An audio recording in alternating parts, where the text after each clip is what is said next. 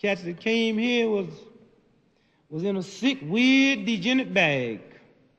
And you know, you really want to know how sick them founding fathers was, get you a good anthropology book, study of man, and you find out that down through the years, ever since the first man, that basic man's behavior pattern never differed that much from one man to another man till we got to the American man. It's the only cat in the history of man created a wild, woolly West. The sickest the Romans was, Americans was the first ones to be a cowboy. Never in the history of man was there a cowboy till it got to America. You realize how sick and degenerate this cat had to be? You realize how sick you got to be to want to be a cowboy? A big old hat on your head, old toe-pinching shoes, strap 2 guns around your belly and put an LBJ look on your face talking about law and order.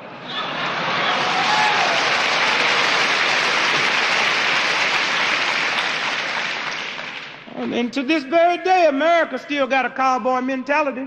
Check out this man's history, them founding fathers, them sick degenerates, so sick they had to be a cowboy and kill one another for physical therapy.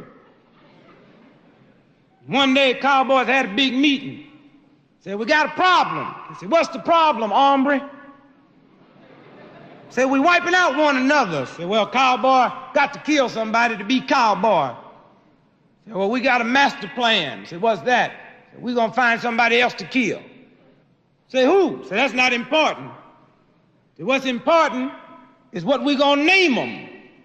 What you going to name them? Said, we're going to call them Indians. And we'll play the mighty game of cowboy and Indian. Say, well, who gonna be the Indian? Say, look out there in the valley. Tell that red boy to come here. Come here, red boy. Yeah, what you want, Kimosabe?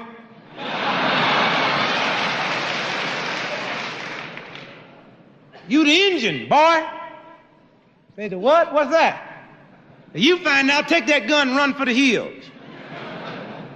The red man made a pretty good little engine until he got hip to what was going down. Once he found out what was happening, he hurried up back to the great white father's mansion, knocked on the door.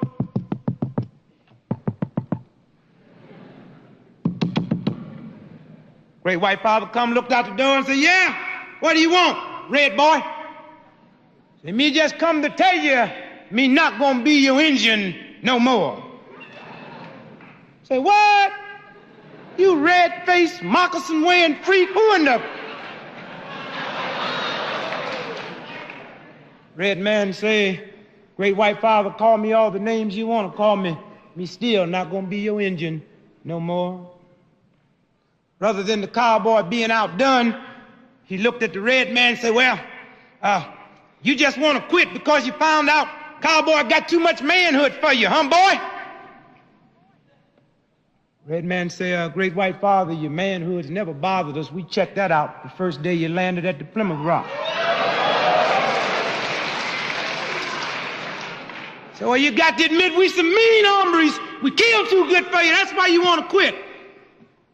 Said, that didn't surprise us. Said, you right, you a mean hombre.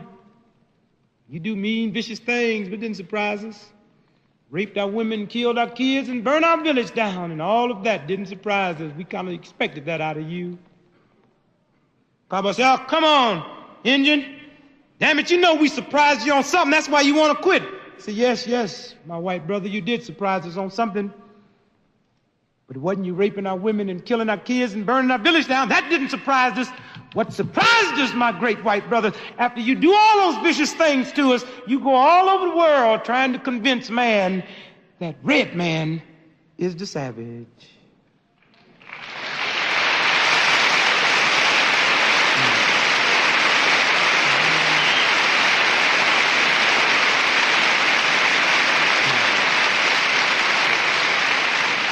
We not gonna be your Indian no more. Yeah, you surprised us. Every time the cavalry win, it's a grand victory. When the Indians win, it's a grand massacre. You did surprise us. You surprised us up on the Indian reservation trying to convince my kids that Columbus discovered America. We not gonna be your Indian no more. Great white father said, okay, Boy, you don't want to be the Indian no more. We put you up on the reservation, kill you anyway. Red man said, Great White Father, don't explain to me none of your hang-ups no more. Do whatever you feel you have to do. Just understand one thing. Whatever you do to us from this day on, you're doing to a red man and not to your Indian. Red man rode off the reservation. Great White Father had everything working pretty mellow. All his tricks was working. Everything was together. That is, except one thing. No Indian. Great White Father held a big meeting in the mansion, said, we got to get us an Indian. Cowboy can't be cowboy without an Indian. Said, well, it ain't gonna work. We went up on the reservation. He ain't coming. Damn him, get somebody else. Say, who? Say, tell that Jew to come here. Come here, Jew boy. Yeah, what you want? You the Indian. The what? We the merchants.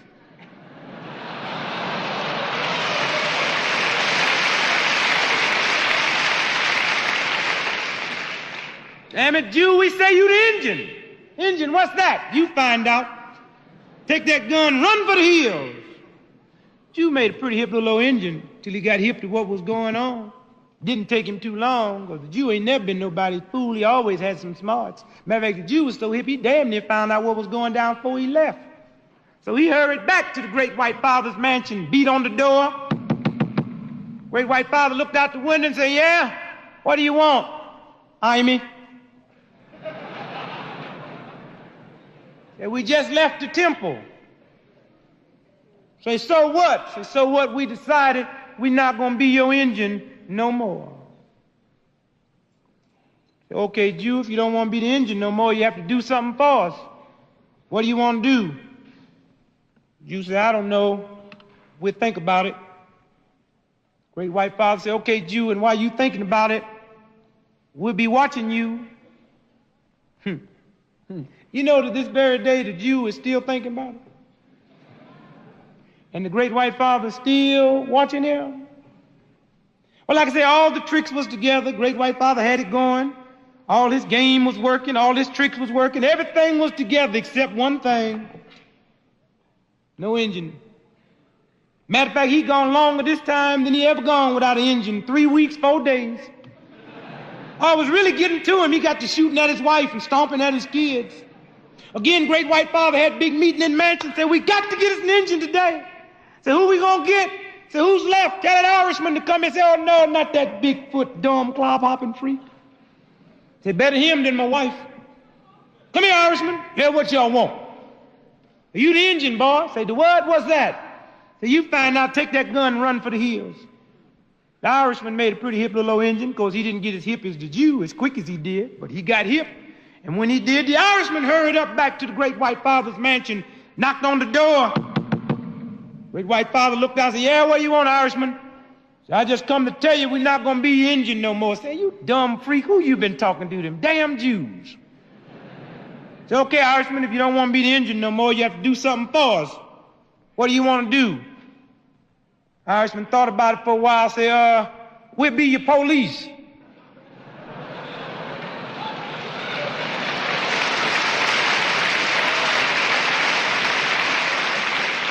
Be the what? Oh, dumb Irish. Who in the hell ever heard of Irish cop? Say, wait a minute, don't move. Stay right there. I'll be right back. Great White Father rushed into the big mansion to explain this funny joke to Super White Father as this dumb, clumsy Irishman talk about being the police. So Great White Father rushed up to Super White Father and said, come here, Rocky. Super White Father said, yes, white boy, what do you want? He said, you believe that dumb, stupid Irishman's outside saying if we relieve him from being the engine, he'll be our police? Super White Father said, well, that's the cleverest thing I've heard since we landed at the Plymouth. So, oh, come on, Super White Father, you know that Irishman too dumb to be the police? Damn you, white boy, shut up and sit on the floor. I said that's the cleverest thing I heard. The Irishman wanting to be the police. He said, but Super White Father, you know he too dumb. Shut up, I said, boy, that's who you want to be the police. Somebody so dumb they don't know right from wrong.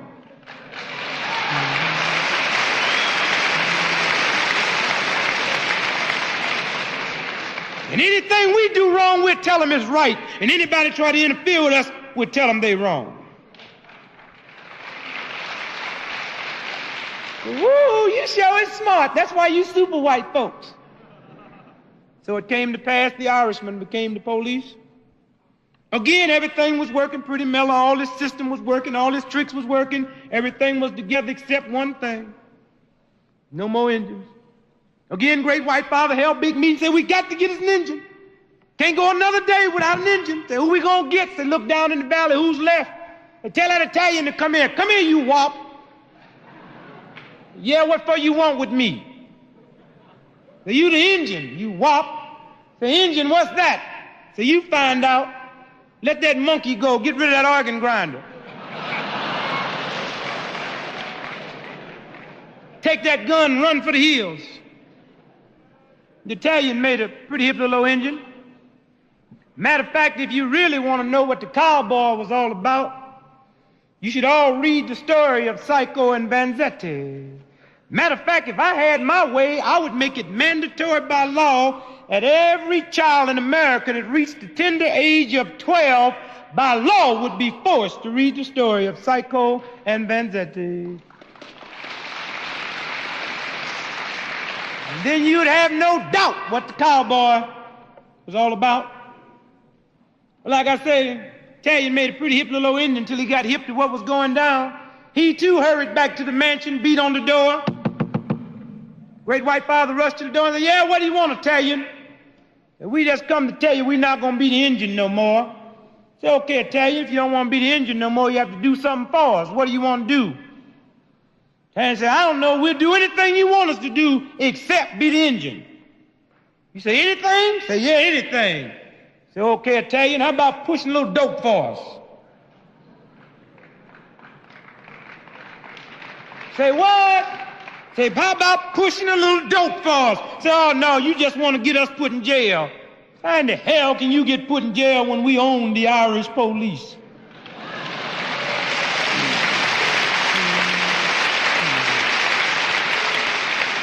They cannot arrest no one until we tell them to. And matter of fact, if we tell them to arrest you, you don't have to do nothing wrong.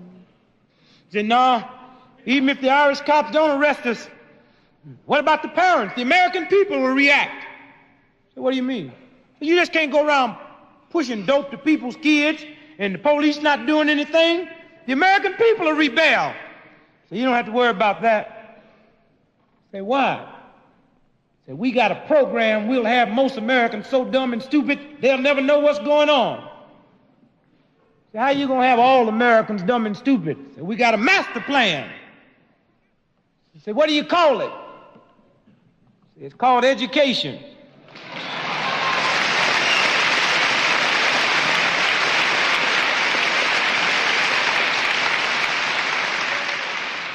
Say, how does it work? Say, it's simple. Instead of educating them, you indoctrinate them, and they'll never know there's a difference between an education and an indoctrination.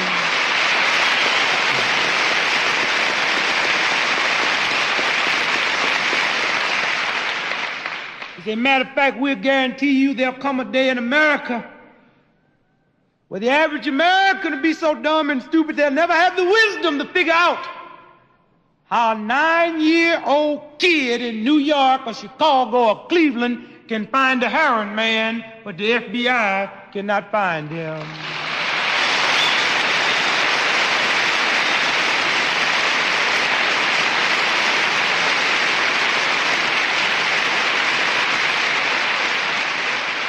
Italians say, okay, we'll do it. So the Italian became the symbol of crime in America. The Italians became the symbol of gangsterism in America. Italians became the symbol of murder in America, and while all of us old, slimy, insane, degenerate Americans was blaming all the crime and gangsterism and murder on the Italians, the real gangsters and the real murderers, the real criminals, the Great White Father, he was permitted to walk among us and be recognized as statesman.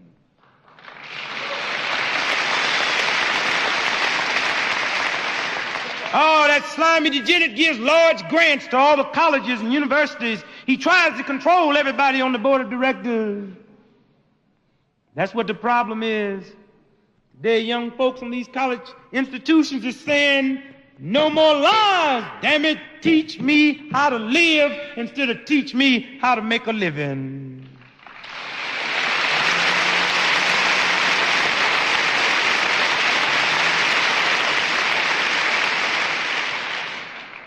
Well, all his tricks was working.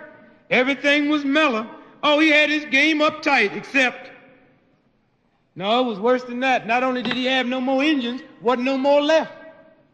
Great White Father held a meeting in the mansion, said, we got to get engines, there ain't no more left. Said, well, cowboy can't be cowboy without someone to kill. Said, what we gonna do, hombre?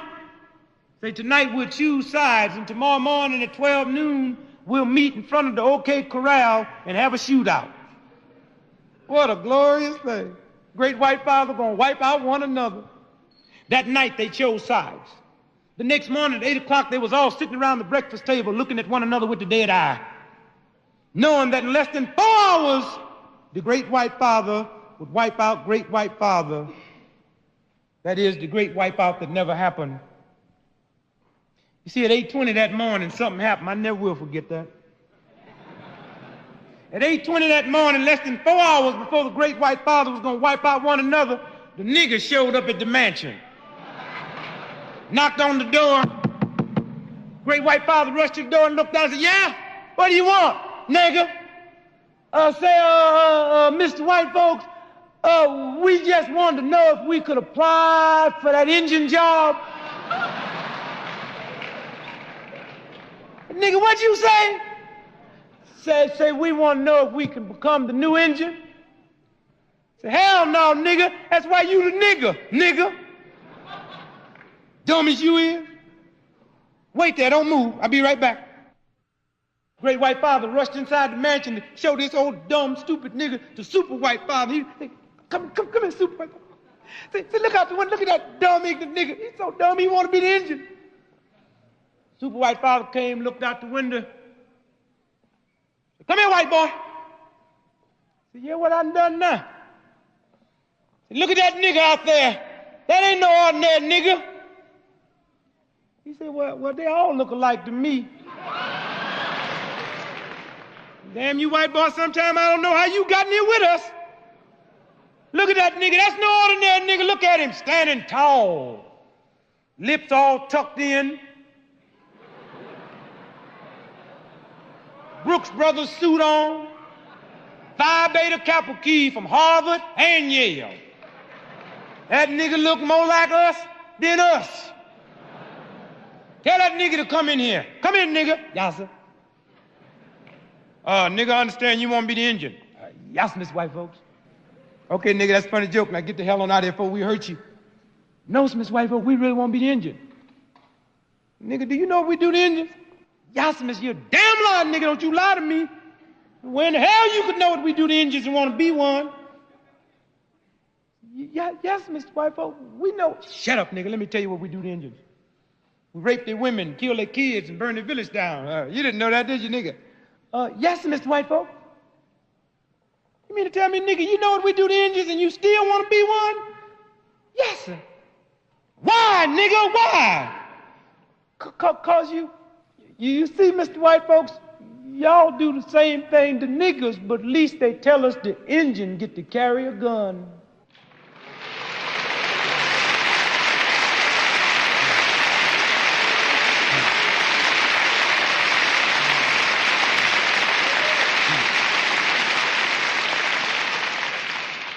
I told you that wasn't no ordinary nigga. Okay, nigga, you can be the engine. And so it came to pass. We became the new engine. And that's when Great White Father put us in a trick.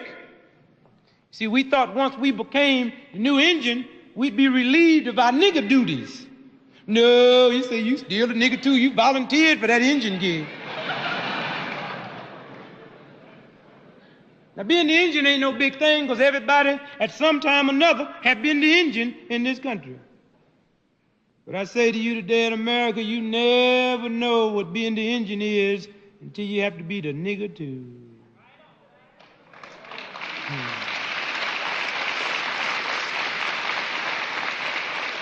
Yeah, the young blacks became the new Indians, and the old blacks was forced to continue to be the nigger. That's a hell of a thing when the cowboy wake up early in the morning and go out and lynch him, one of his young black Indians, and that nigger mammy had to wash her son's blood out the cowboy's shirt when she washed the boss's clothes that night. You never know what being the Indian is until you have to be the nigger too. And one day we got hip to what was going down. Yep. When we got hip, we hurried up back to the great white father's mansion, because we didn't go to the front door. We went to the back and knocked. Great white father looked out the door and said, "What you doing, nigga?" Said, "We just come to tell you we ain't gonna be the Indian no more, so you better get off that porch, nigga, before I hurt you." Well, damn, man, you let everybody else go but us. You know, we was forced to continue to be the Indian for a whole decade, the decade of the 60s. That's what all the rumbling was about. Matter of fact, we would probably still be the Indian today had it not been for, thank God, for Stokely Carmichael and Rap Brown.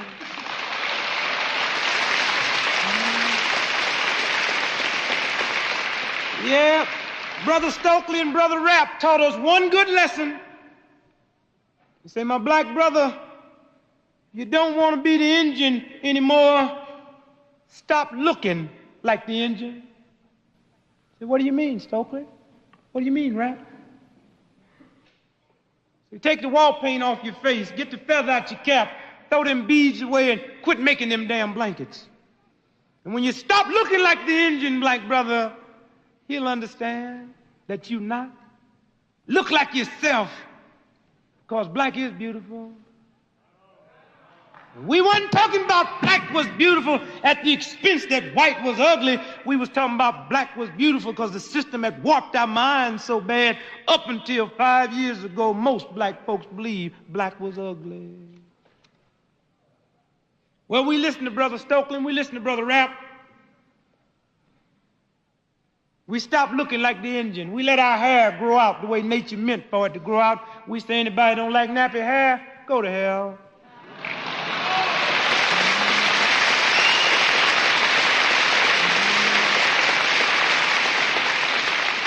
We stopped being ashamed of our black face. We don't use all that old bleaching cream anymore. We stopped being ashamed of our big lips. We don't tuck our lips in no more. We let them all hang out.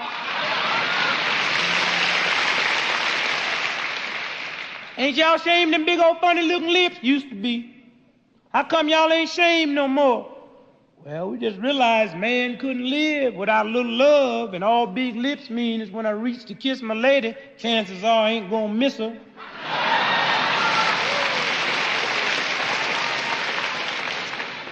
We ain't ashamed of our big old wide nose anymore. Ain't y'all ashamed of them funny looking old noses? Used to be. Well, how come y'all ain't ashamed no more? Realized through nature man couldn't live without breathing in air. And all wide nose mean that I can breathe in more air than you. That's why every time they take a white cat to the hospital, they got to put that oxygen tent on his little nose before they get him in the ambulance. That's $100 before they even find out what's wrong with it. And we don't have to go that route. Hey, Dr. Jabbo Jones laying over there. What's wrong with him? I don't know. He's getting too much air. Plug up one of his nostrils. We stopped being ashamed of the way we talked. I don't know why them colored folks don't apply themselves and learn how to speak the English language good like us white folks in America. I wish all you white folks in America would get on a jet plane one day and fly to London, England, and listen to that Englishman talk, and you find out you can't speak English neither.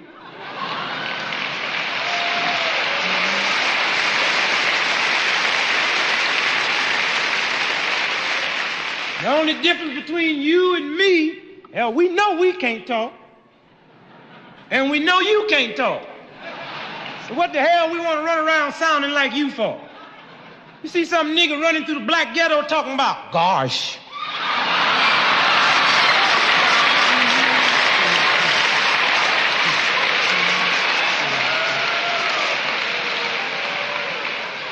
Come on, you guys.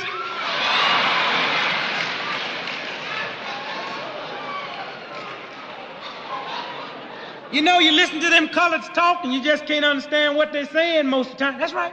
That ain't no lie. And we listen to you whites talk and we can't understand what you're saying most of the time.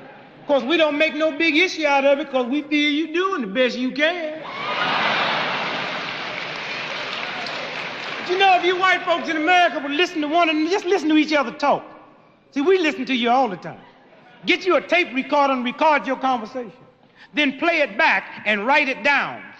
And then get you an English dictionary. See how many words you use you can't find in the English dictionary. Yeah, listen to yourself talk. We listen to you all the time. Jesus Christ, Chucky, let's go get some nookie. Some what? Just what in the hell is nookie? My English-speaking friend?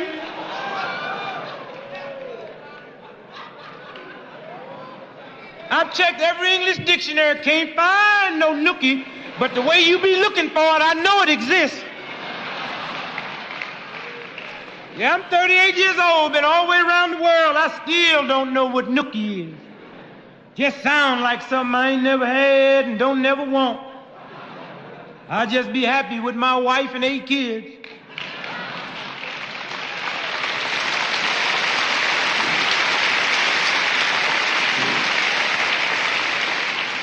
Damn nookie, whatever it might be, y'all.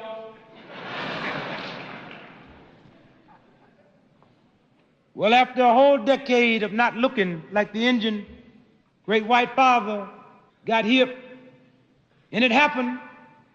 He decided to release us from being the Indian. It happened one day in 1969. Great white father decided to release us from being the Indian.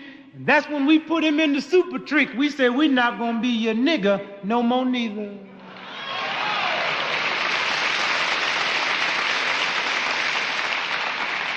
That was a glorious day in America for black folks, but it was a sad day in America for America because it meant the first time in the history of America she was without a nigger and an Indian at the same time. That had never happened before. There was brief periods she didn't have Indians, but she always had the niggers to fall back on. Not only do America not have a nigger or Indian, she's fixing to greet a new decade, the decade of the 70s, without a nigger or an Indian. A lot of people say she'll make it. Say, no, cowboy is still a cowboy. Cowboy needs an Indian. To be honest with you, I was surprised America made the whole month of January 1970 without a nigger or an Indian. A whole month. She made February of 1970 without a nigger or Indian. That surprised me, although February was a short month. She made March and she made April. January, February, March, and April of 1970, America made without a nigger or an Indian. A lot of people say, I think she'll go all the way. Say, no, look at the thick, slimy, degenerate creep. Cowboy will always be the cowboy. Cowboy needs a nigger and an Indian. 4 months, January, February, March, and April of 1970 without a nigger or Indian. And then it happened. Oh, how well did it happen? How well do you youngsters here at Kent University know it happened? May the 4th, 1970, the cowboy held the biggest meeting ever held in the history of the mansion. Said, we got to get us a nigger and Indian today. Say, my God, man, there's no more left. Say, look down in the valley. There's our new Indians. There's our new niggers. Say, my God, man, those are our white kids. Say, they used to be. They're the new niggers and the new Indians.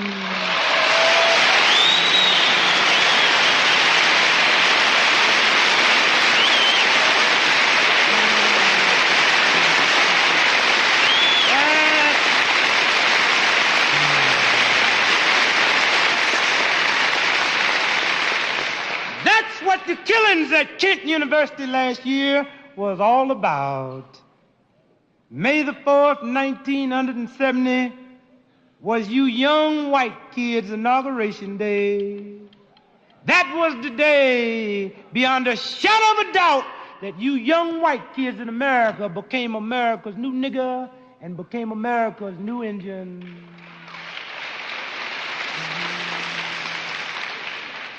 Kent University just happened to be the area. Different people become niggers at different places. We became in Mississippi, Georgia, and Alabama. And we must say one thing. You new niggers really surprised us ex-niggers the way you moved into your nigger duty so groovy. Woo. Yeah, by the nightfall of May the 4th, 1970, the whole world knew who the new niggers and the new Indians was. Nobody ever got the message across that quick. In case you run across some young white kids in America today that don't believe they're the new niggers and the new Indians, tell them, please don't take my word for it.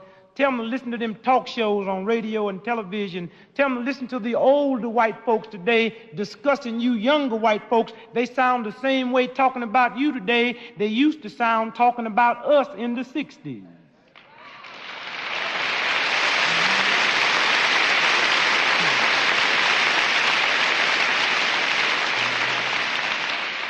Yeah, listen to them older white folks discussing you younger white folks on them talk shows today. What's wrong with them? Who do they think they are? What do they want? Look at them, they just look so strange and smell so funny.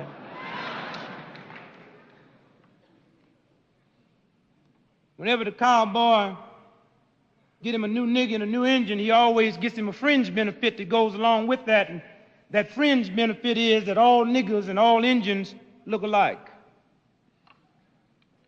Oh, they proved that last year down there in, when them kids burned that bank down in California in Santa Barbara. And they burnt that bank down, and the bank opened up at another place, and they came back that night and tried to burn it down again. They killed that white kid in front of the bank. He was trying to put the fire out.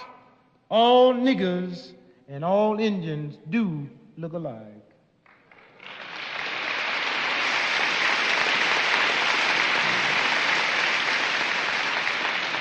Well, I don't have to tell you youngsters that here at Kent University, you understand that more than any of us. They proved that last year right here on that campus. One of them girls that got shot through the head, she wasn't no demonstrator. She was on her way to the parking lot to get into her car and drive away, and she got shot right through the head. And to this day, no one's had to answer for that murder because all niggers do look alike.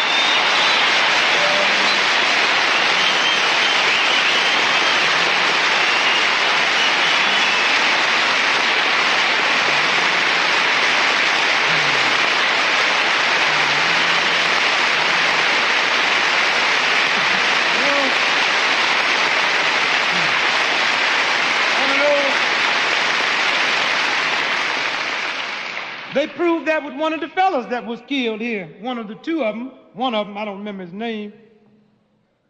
He was an honor student in ROTC. Loved it. Loved it to death. I say to you youngsters today in America, you got a big job.